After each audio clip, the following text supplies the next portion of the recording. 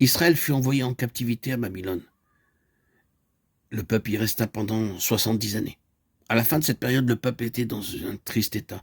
Mais lorsqu'il apprit que le moment était arrivé pour lui de retourner dans son pays, la grande majorité du peuple dit non, c'est impossible. Il n'est pas possible de retourner là-bas. Toute la situation y est impossible. Le pays est dans la désolation et la ville est détruite. Nous n'avons pas le désir d'y retourner.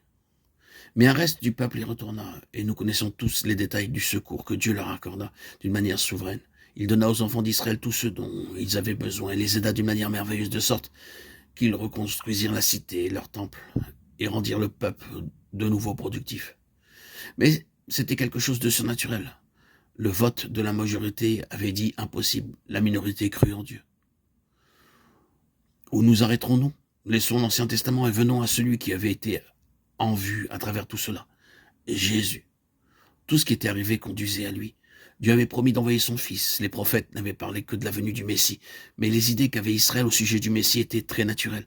Naturellement, il sera un grand chef, un homme d'un pouvoir immense. Tous se rassembleront autour de lui. Il établira ce merveilleux royaume d'Israël et les Romains seront chassés de leur pays.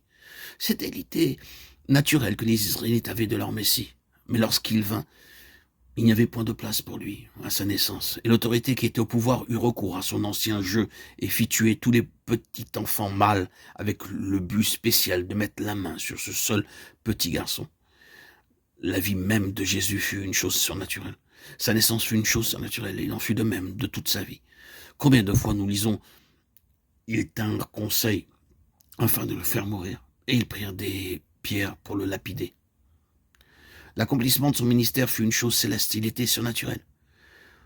Et qu'en était-il de sa mort? Ils prirent conseil pour le tuer et décidèrent de le faire. Ils dirent ensuite, nous ne le ferons pas à la Pâque, ce ne serait pas le bon moment. Et Dieu dit, je prendrai tout cela entre mes mains. C'est mon affaire et non pas la vôtre. Ce sera exactement au jour que je choisirai, ce sera le jour de la Pâque. Jésus avait dit au sujet de sa mort, personne ne me l'ôte en parlant de sa vie, mais je la donne de moi-même.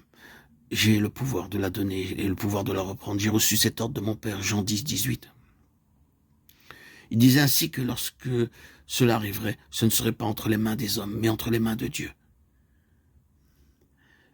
Et malgré leurs décisions et leurs conseils, ce fut le jour de la Pâque. Cela devait être beaucoup de générations étaient représentées en cela. Cela devait s'accomplir comme Dieu l'avait décidé. La mort et la résurrection de Jésus-Christ ont été surnaturelles. Non pas de l'homme, mais de Dieu.